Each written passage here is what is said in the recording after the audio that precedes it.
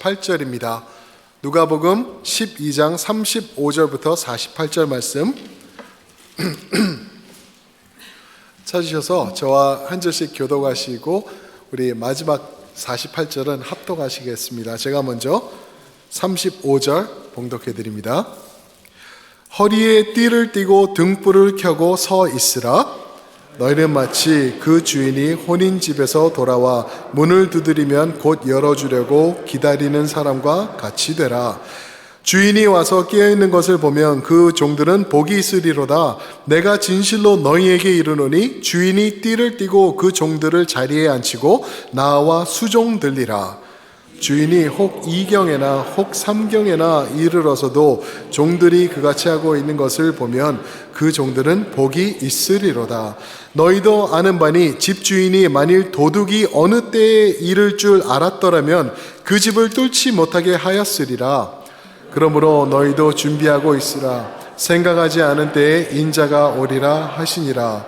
베드로가 여짜오되 주여 이 비유를 우리에게 하심이니까 모든 사람에게 하심이니까? 주께서 이르되 지혜 있고 진실한 청지기가 되어 주인에게 그 집 종들을 맡아 때를 따라 양식을 나누어 줄 자가 누구냐? 주인이 이를 때에 그 종이 그렇게 하는 것을 보면 그 종은 복이 있으리로다. 내가 참으로 너에게 이르노니 주인이 그 모든 소유를 그에게 맡기리라. 만일 그 종이 마음에 생각하기를 주인이 더디오리라 하여 남녀 종들을 때리며 먹고 마시고 취하게 되면 생각하지 않은 날 알지 못하는 시각에 그 종의 주인이 이르러 엄히 때리고 신실하지 아니한 자는 받는 벌에 처하리니 주인의 뜻을 알고도 준비하지 아니하고 그 뜻대로 행하지 아니한 종은 많이 맞을 것이요 알지 못하고 맞을 일을 행한 종은 적게 맞을 것이라. 무릇 많이 받은 자에게는 많이 요구할 것이요 많이 맡은 자에게는 많이 달라 할 것이니라. 아멘. 조금 긴 말씀이죠. 오늘 말씀을 가지고 예수님께서 곧 오십니다 라는 제목으로 우리 성도님들과 은혜 나누기 원합니다. 1874년 1874년 1874년 1978년 1992년 1997년 그리고 2011년 무슨 공통점이 있을까요? 일부에서는 한 성도님이 올림픽이요 그러시던데 1843년 1874년 그리고 1978년 1992년 그리고 1997년 그리고 2011년. 예, 맞아요. 예수님이 그 해에 오십니다 라고 했던 해들이에요. 그 외에도 더 있는데 이것들이 유명한 해들이거든요. 1843년에는 윌리엄 밀러라는 베프티스트 침례교 목사님이 또 그렇게 말씀하셨어요. 1874년도에는 여호와의 증인 창시자인 찰스 러셀 2단이죠. 그 사람도 예수님이 언제 오실 거다라고 성경의 말씀들을 다 짜맞춰가지고 이렇게 또 시간을 계산해서 그런 얘기를 했고요. 1978년엔 유명한 사건이 있었죠. 막 미국에서 난리가 났었죠. 짐 존스라는 사람이 거의 1000명에 달하는 사람들을 다 극약을 먹고 죽였어요. 천국 지금 다 같이 가자고. 안 먹겠다는 사람은 총을 들이대면서 빨리 먹으라 해서 그렇게 죽게 하고, 그래서 정확히 909명이 통계로 죽게 되었던 그런 사건이 있었죠. 1992년도는 뭔지 아시죠? 창피해 죽겠어요. 한국입니다, 한국. 한국에서 다미 선교회에서 예수님이 1992년도에 오십니다 라고 했어요. 그랬는데 안 오셨거든요. 당연히 안 오시죠. 그랬더니 이 사람들이 착각 1999년도에 오십니다. 그래서 1999년도에 안 오셨어요. 기가 막히죠. 이런 거짓이 계속되고 있어요. 최근 들어서는 2011년에 해롤드 캠핑이라는 사람이 미국에서 막 이거를 일으켜가지고 있다가 결국에는 예수님 안 오시고 자기가 죽었어요. 이런 사건들이 계속 일어나고 있죠. 앞으로도 계속 일어날 거예요. 예수님이 언제 오신다, 예수님이 오셨다, 내가 예수다, 한국에만 800명이 넘는데요. 자칭 예수라는 사람들이.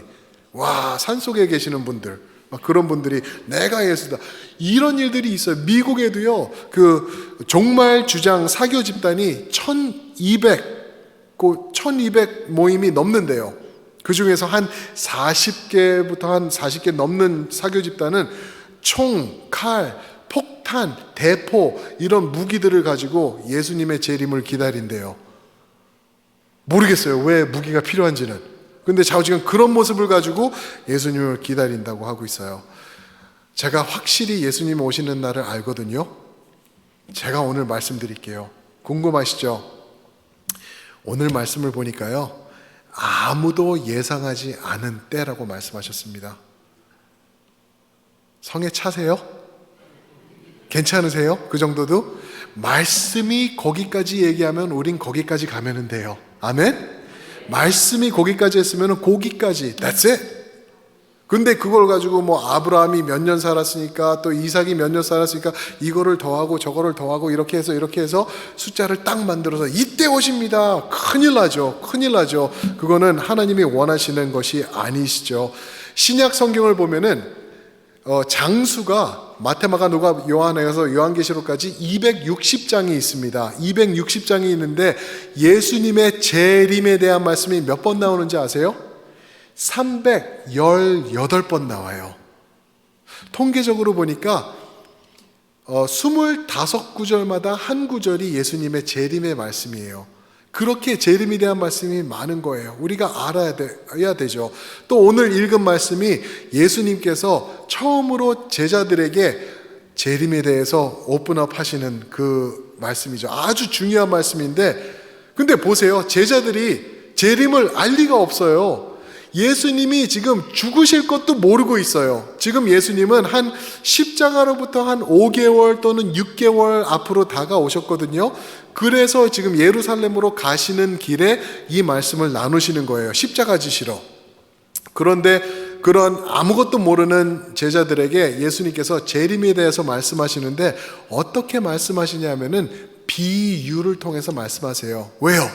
정확히 말씀을 해봤자 못 알아듣거든요. 그러니까 비유를 통해서 가장 중요한 핵심들을 딱 던지세요. 근데 비유를 3개를 말씀하세요. 3가지 비유가 오늘 읽으신 35절부터 48절에 드러나고 있습니다. 무엇에 대해서? 예수님의 재림에 대해서. 그 첫 번째 비유가 무엇이냐면은 혼인의 비유입니다. 혼인의 비유. 예수님께서 혼인식을 이렇게 진행되는 것을 비유 삼아서 예수님의 재림을 말씀해 주시는데 36절 한번 보실까요?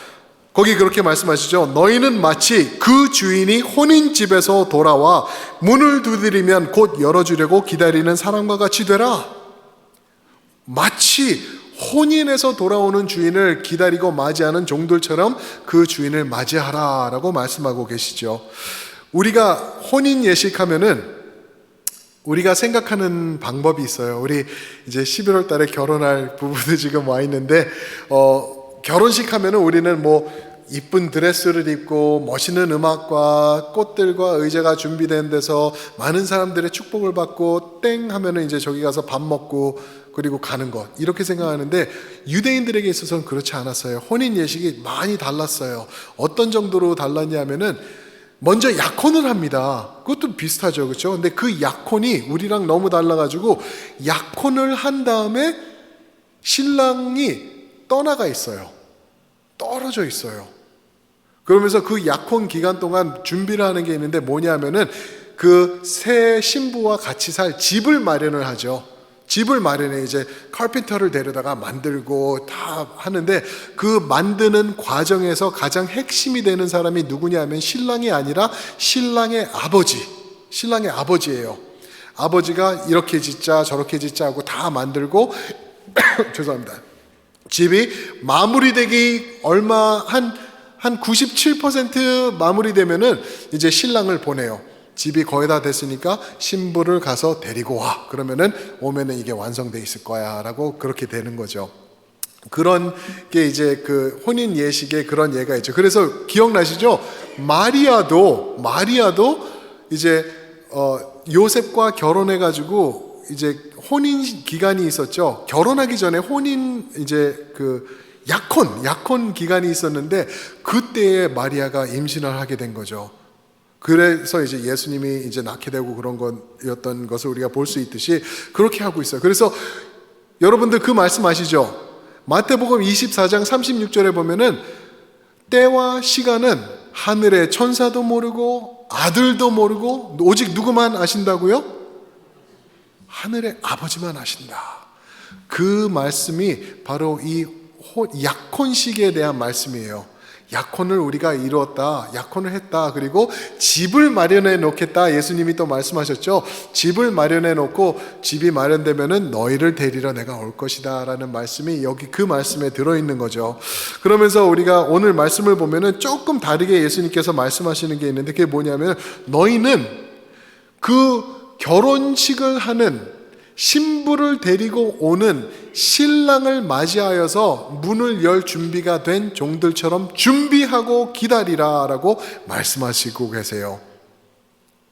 종들처럼 기다리고 예수님을 맞이하라. 예수님이 곧 오실 때인데 언제 오실지 모른다. 38절에 보니까 2경이 될 수도 있고 3경이 될 수 있는데 이거는 2시, 3시가 아니에요.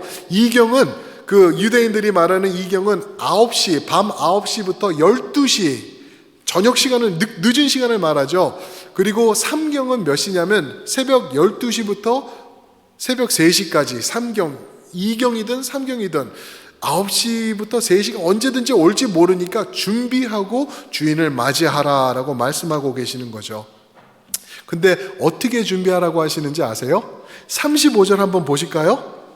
35절 보시면은 허리에 띠를 띠고 등불을 켜고 서 있으라. 기대 있으라도 아니에요. 서 있으라. 어떻게 해요? 허리에 띠를 띠고. 벨트하고 오신 분 계시죠 오늘? 이게 그 말씀인가요? 이게 무슨 말씀이죠? 허리에 띠를 띠고. 이게 무슨 말씀이냐면은 당시 그 패션이 드러나고 있는 거예요. 종들뿐만 아니라 여자 남자 할 것 없이 모든 사람들이 입던 옷들이 뭐냐 하면은 그냥 이렇게 위로 입어가지고 아래까지 다리까지 발목까지 오는 긴 옷을 입었죠. 그런데 종들이 그런 옷을 입고 있으면은 열심히 왔다 갔다 하면서 잽싸게 일을 못 하잖아요. 거추장스럽잖아요. 그러니까 했던 게 뭐냐면은 여기다가 줄을 매죠. 줄을 매요. 허리에다가 줄을 동여맵니다. 그리고 좀 부자 같은 사람들은 가죽줄, 그리고 좀 종들은 그냥 줄을 매는 거예요. 그리고 어떻게 옷을 했냐 하면은 다리 사이로 옷을 끄집어 올려요. 그래가지고 이 줄 안으로 넣어가지고 이렇게 딱 한 다음에 줄을 확 맵니다. 그러면은 이 원피스 같았던 옷이 어떻게 되죠? 마치 반바지 같은 모양으로 돼버리는 거예요. 그러면서 일할 준비를 하라는 거예요. 오늘날 보면은 이 35절에 말하는 허리에 띠를 띠고 라는 말은 어떻게 우리가 번역할 수 있냐면은 팔을 걷어붙이고 그리고 이러고 기다리라. 준비하고 기다리라. 섬길 자세를 취하라. 이렇게 이해할 수가 있겠죠. 그뿐만 아니라 등불을 켜고 서 있으래요. 등불을 켜고 서 있으라고. 마태복음 25장에 보면은 10처녀의 비유가 나오죠. 그죠? 5처녀는 잠자고 5처녀는 그 기름을 채워서 이제 예수님을 주인을 맞이했던 그 똑같은 말씀이에요. 등불을 들고 밤이니까 주인이 언제 올지 모르니까 준비하고 깨어서 서서 기다리라. 그런 말씀이죠. 여기서 핵심은 뭐냐 하면은 준비하라는 거예요. Be ready. Ready for action. 그 말씀만 하고 있는 거예요. 그냥 세월 허송 보내면서 내가 원하는 대로 살면서 그러라는 게 아니라 준비하고 주님을 기다리라. 마치 어떤 느낌이냐면은 주님이 곧 오실 것이기 때문에 팔을 걷어붙이고 하늘을 바라보면서 주님을 기다려라 하는 그러한 느낌까지도 받을 수 있는 정도로 말씀을 하고 계시는 거죠. 그런데 여기서 놀라운 말씀을 하나 하시는 게 뭐냐면 37절입니다. 37절 말씀 보시면은 주인이 와서 깨어있는 종들을 보면은 그 종들은 복이 있으리로다. 왜 복이 있는지 아세요? 내가 진실로 너에게 이르노니 주인이 띠를 띠고 그 종들을 자리에 앉히고 나와서 수종들리라. 보셨나요? 주인이 와가지고 주인을 기다리던 종들이 있으면은 그들을 주인이 섬겨주신다고 말씀하시는 거예요. 근데 어떻게 섬기냐면은 35절에 말씀하신 띠를 띠고를 주인이 직접 37절에 보니까 띠를 띠고 그들을 섬기리라. 이게 놀라운 거예요. 상상이 가세요? 말할 수 없는 거예요. 이런 일이 있을 수가 없는 건데 우리 예수 그리스도께서 재림하실 때 여러분들과 제가 예수님을 맞이하면서 준비되어서 등불을 켜고 기다리고 있을 때 주님께서 우리를 받아주시고 섬겨주시고 세워주시는 그러한 영광으로 임하실 것이다 라고 약속해 주시는 말씀입니다. 사랑하는 성도 여러분, 준비하시기 바랍니다. 아멘. 허송 세월 보내시면 안 돼요. 또 세상에서 막 야 이거 해봐, 이거 하는 거야, 이거 해야지, 이거 될 수 있어, 저거 해봐, 저쪽으로 야 지금 세상이 어느 때인데 많은 사람들이 이거를 하고 있어 하면서 막 우리의 정신을 팔게 하는 것들이 너무나 많을 거예요. 거기에 혼미되어서 빠져가지고 놓치고 하나님을 향하여서 예수님을 맞이할 준비를 못하고 있다면 큰일 날 거예요. 어떤 큰일인지는 우리가 잠시 후에 보도록 하고, 두 번째 비유를 주님께서 주세요. 오늘 말씀에서 예수님께서 내가 재림할 것이다 라고 하시면서 두 번째 비유를 주시는데 조금 이상하죠. 이 비유가 이게 39절부터 41절에 보시면은 도둑의 비유로 나오고 있어요. 도둑의 비유 39절과 40절 제가 읽습니다. 너희도 아는 바니 집주인이 만일 도둑이 어느 때에 이룰 줄 알았더라면은 그 집을 뚫지 못하게 하였으리라. 그러므로 너희도 준비하고 있으라. 생각하지 않은 때에 인자가 오리라 하시니라.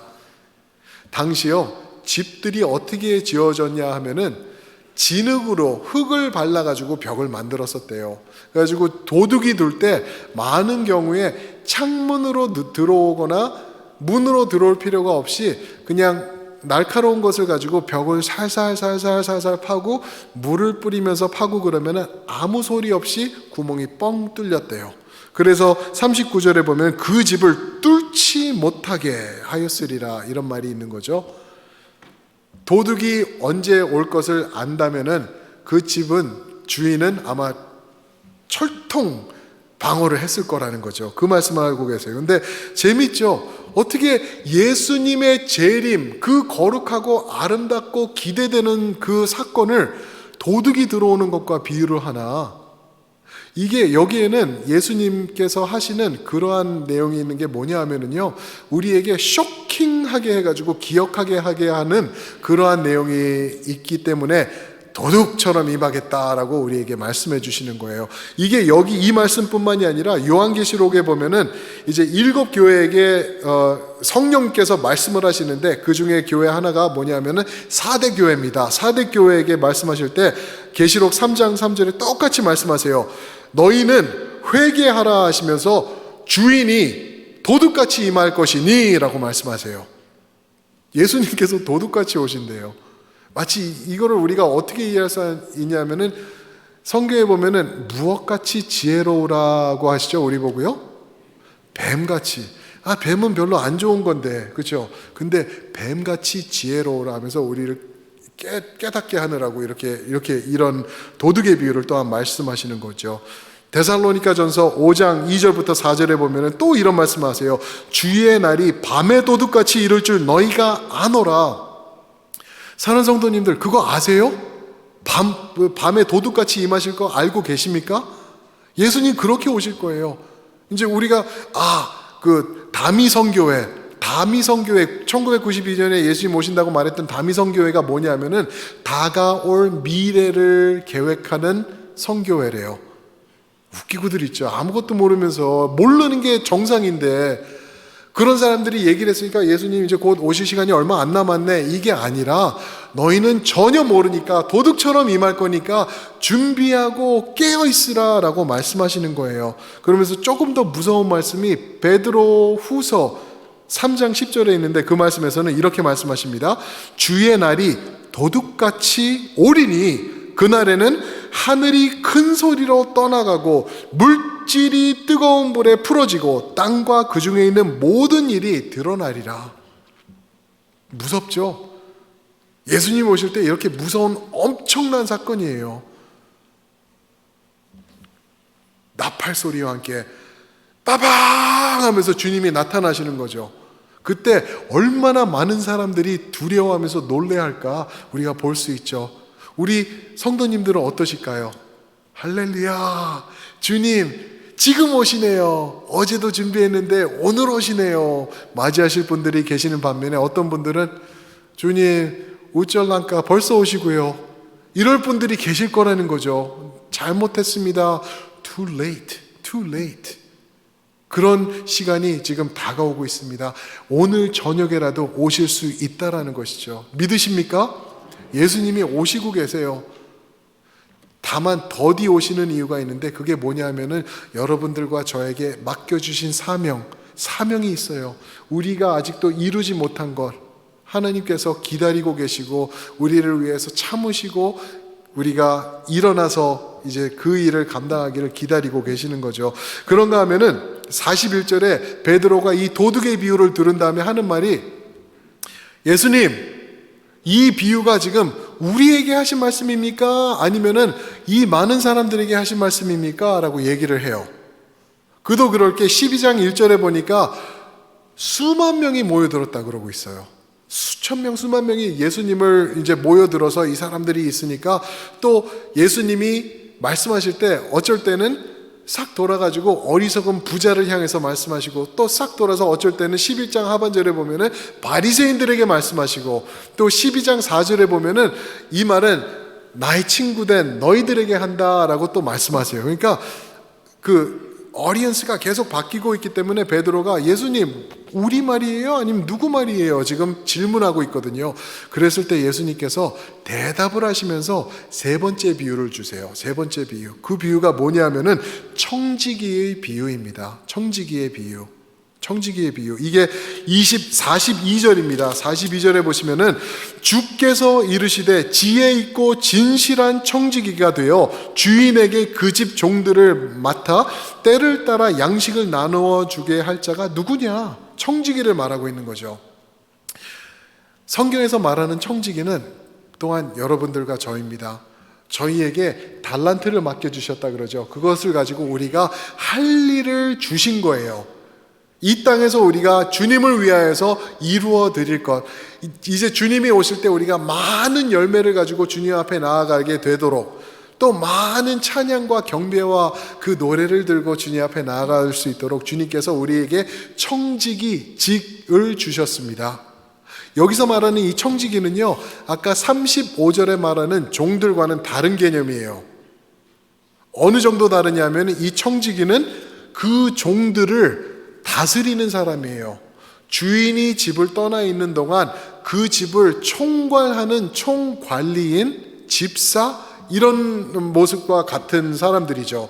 그래서 이 사람들이 올바르게 잘하면은 많은 복이 있을 것이다 라고 주님이 말씀하시는데 45절부터 보면은 바로 서 있지 못하는 청지기를 말씀하세요. 성도들 중에서도 올바로 신앙을 지키면서 살아가지 못하는 성도, 그런 청지기들을 45절부터 말씀을 하시고 계세요. 48절까지. 그러면서 거기서 하시는 말씀은 뭐냐 하면은 45절에 보면 이런 청지기들이 하는 말이 뭔지 아세요? 주께서 더디 오실 것이다. 주께서 오시는 게 지금이 아닐 거다. 더디 오실 거야 하면서 자기네들이 원하는 것을 한대요. 45절에 보면 그들이 원하는 게 뭔지 아세요? 먹고 마시고 술 취하는 것뿐만 아니라 자기들이 섬겨야 될, 자기들이 관리해야 될 종들을 남종과 여종까지 때린대요. 얼마나 사악한 거예요. 그러니까 예수님께서 여기서 아주 그릇된, 잘못된 청지기들의 모습을 그려놓고 계시는 거죠. 잘못된 성도들, 신앙은 있지만, 예수님은 믿지만, 예수님의 사람이지만 잘못된 모습으로 이 세상을 지나가면서 예수님을 기다리기보다는 내 뜻대로 살아가는 것. 이 사람들이 원하는 게 뭔지 아세요? 결국에는요, 내가 원하는 거예요. 내가 원하는 거. 이 땅에서 내가 즐기고 싶은 것. 즐기고 싶은 게 뭘까요? 죄예요, 죄. 이 땅에서 주님과 아무 관계없는 것들을 내가 살아가기 원하는 것들, 그것을 원하는 청지기들 큰일 납니다. 그런 모습으로 세속화되어서 있는 성도들 주님 오실 때 큰일 날 것입니다. 이거는 얼마나 무섭고 두려운 말씀인지 우리 성도님들이 깨달으셔야 돼요. 주님 오시는데 절대 허송세월하면서 낭비하면서 내 욕심 채우면서 내 뜻대로 살라고 사는 성도님들 되지 마시길 축원드립니다. 아멘. 주님을 기다리시면서 준비하면서 도둑이 들어올까 봐 깨어 있으면서 그리고 청지기처럼 충성하면서 45절에 42절에 보니까 진실한 모습으로 지혜 있고 진실한 모습으로 충성하는 청지기로 서 있으라고 말씀하고 계시는 것입니다. 여기서 좀 희한한 말씀이 하나 있는데 잘 모르겠어요. 이게 어떻게 적용이 되는지 47절 말씀 보실까요? 이 청지기들한테 주님이 말씀하시죠. 악한 청지기들한테 47절 보시면은 주인의 뜻을 알고도 준비하지 아니하고 그 뜻대로 행하지 아니한 종은 많이 맞을 것이요. 아니, 주님께서 때리신대요. 사랑의 주님이신데. 근데 당시 컬처를 보시고 당시 시대의 그 내용과 맞게 주님께서 비유로 말씀해 주시는 거라는 걸 우리가 이해할 수 있죠. 46절을 보면 좀 더 심각한 말씀이 있어요. 생각하지 않은 날 알지 못하는 시각에 그 종의 주인이 이르러 엄히 때리고 신실하지 아니한 자의 받는 벌에 처하리니, 신실하지 않은 자의 받는 벌에 처하리니, 한국말로 신실하지 않는 자의 받는 벌이라고 했는데 영어로 보면은 unfaithful 또는 unbelievers라고 얘기를 했어요.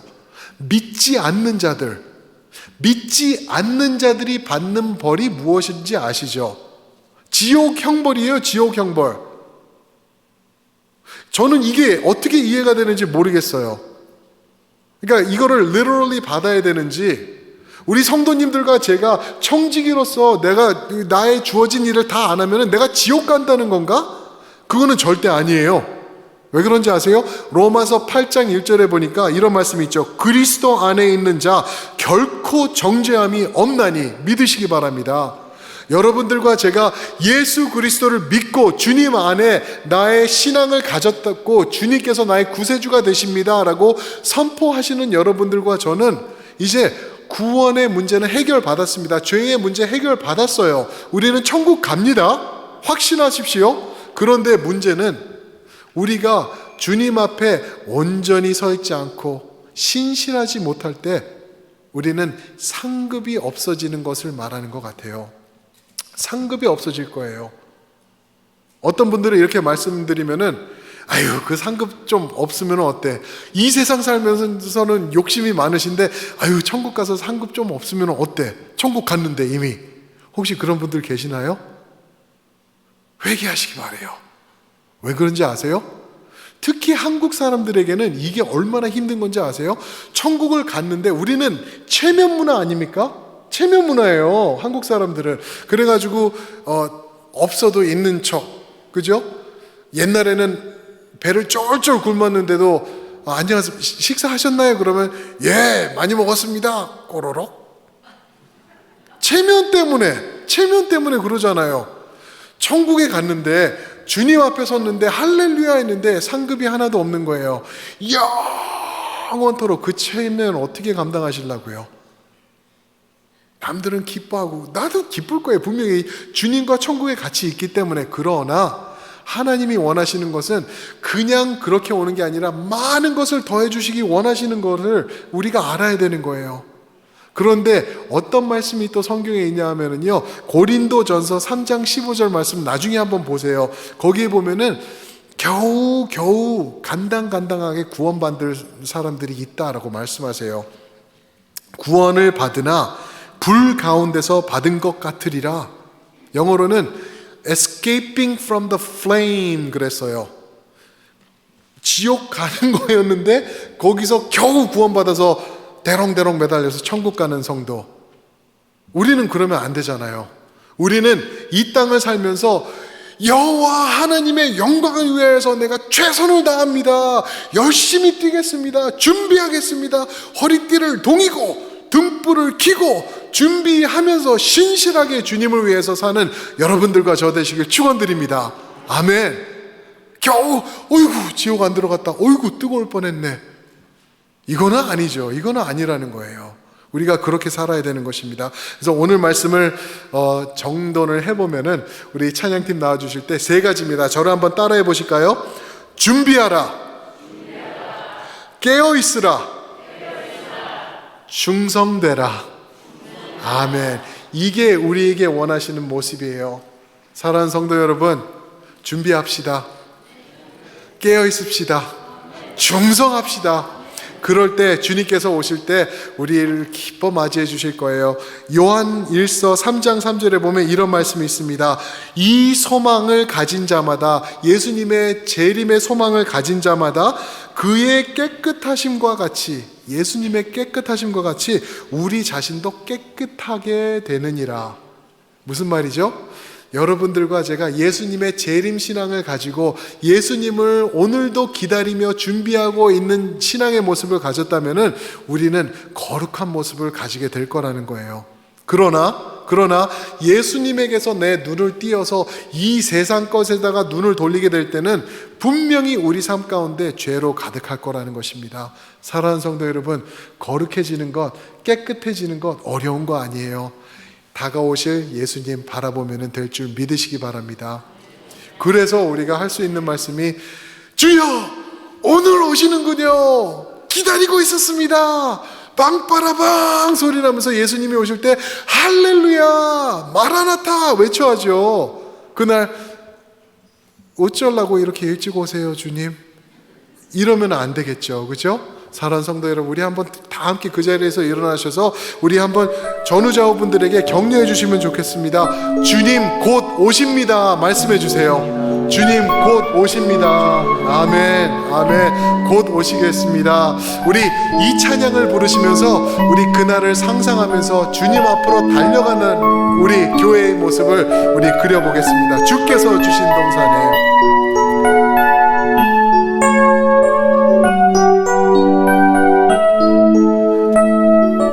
주께서 주신 동산에 주께서 주신 동산에 땀 흘리며 씨를 뿌리며 내 모든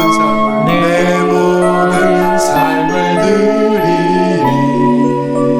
날